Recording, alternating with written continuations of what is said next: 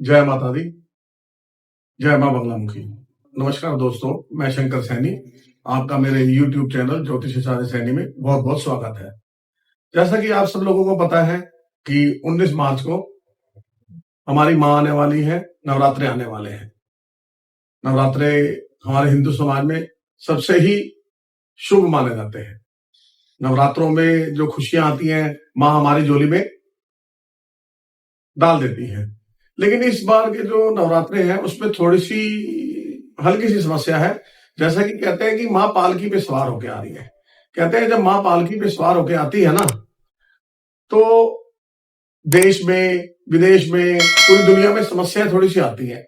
जैसे कि युद्ध जैसे हालात बनते हैं, कई कंट्री में आपस में युद्ध होते हैं, कई जगहों पर कई देश आपस में लड़ते हैं, थोड़ी-सी महँगाई बढ़ती है, शेयर मार्केट डाउन जाती है। तो ये जब माँ पालकी पे आ रही है, तो ये थोड़ी-सी समस्या आएगी। जैसे कि अपने देश में भी जैसे राजनीति में बड़ा उथल-पुथल होगा। कोई बड़ा राजनेता अपनी कुर्सी से नीचे उतर जाएगा या किसी देश का राजा वो अपनी कुर्सी से नीचे उतर जाएगा। मतलब ये उथल-पुथल होगी जब माँ पालकी पे आती है।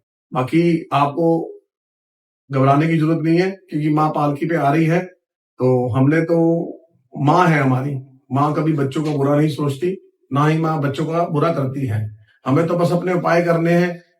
हम माँ का साधारण सा उपाय करेंगे।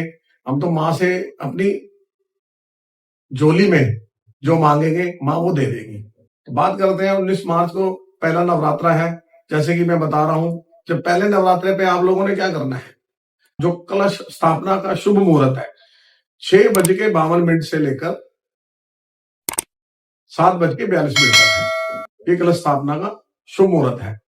तो आपने सबसे पहले क्या करना है, अगर कोशिश करें तो ये सूर्य का साल है, या तो जब माँ की कलश स्थापना करनी है उस पे या तो एक पटरी लेंगे, पटरी पे आप लाल कपड़ा या पीला कपड़ा बिछा देंगे।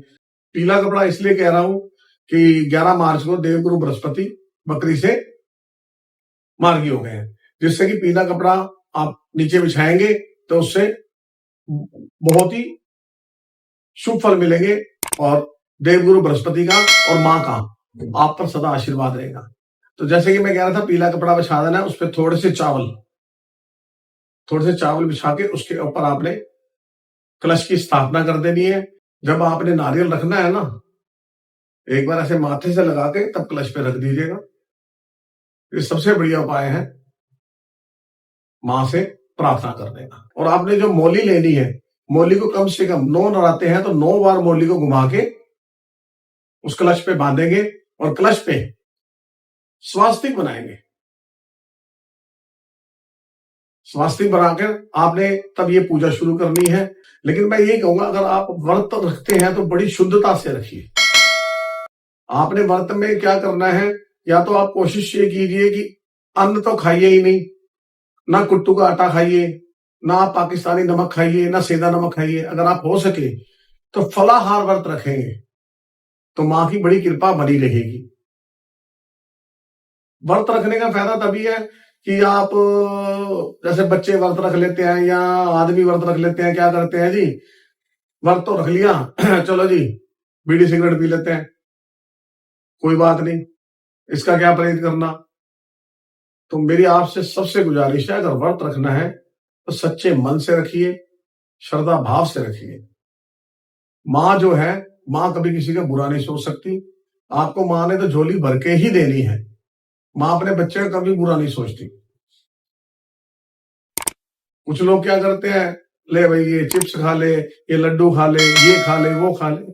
तो मेरी तो यही गुजारिश रहेगी, अगर आप व्रत रखते हैं तो फलाहारी व्रत रखें।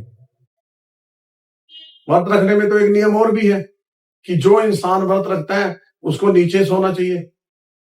नीचे चटाई बिछा के वहां सोते हैं। लेकिन आजकल का जमाना जो है, थोड़ा सा ट्रेंड अलग सा है। आजकल का तो ये हो गया, चलो जी बेड पे ही सो जाओ। नवरात्रों में जब भी कोई व्रत रखता था, सबके सब नीचे सोते थे। चाहे व्रत नहीं भी रखते थे तब भी नवरात्रों में लोग नीचे ही सोते थे। अब बात वही करेंगे कि समस्याएं इस साल आएंगी, बहुत सारी समस्या आएंगी। जैसे कि मैंने आपको बताया कि माँ पालकी पे आ रही है,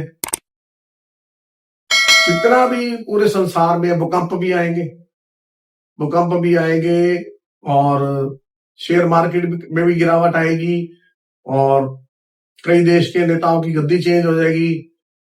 आपके लिए तो यही उपाय है कि आपकी माँ आई है तो अपनी माँ को आप प्रसन्न रखिए।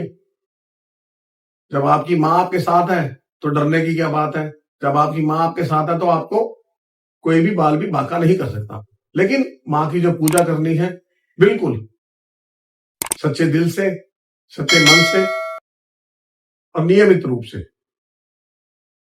ये नहीं कि भाई आपने व्रत रखा है तो मैं ये काम कर लूं, वो काम कर लूं। बिल्कुल स्वास्तिक बन के, बिल्कुल स्वच्छ बन के माँ की पूजा करनी है। आपको मेरी वीडियो पसंद आए तो इसको शेयर, लाइक, सब्सक्राइब जरूर करें।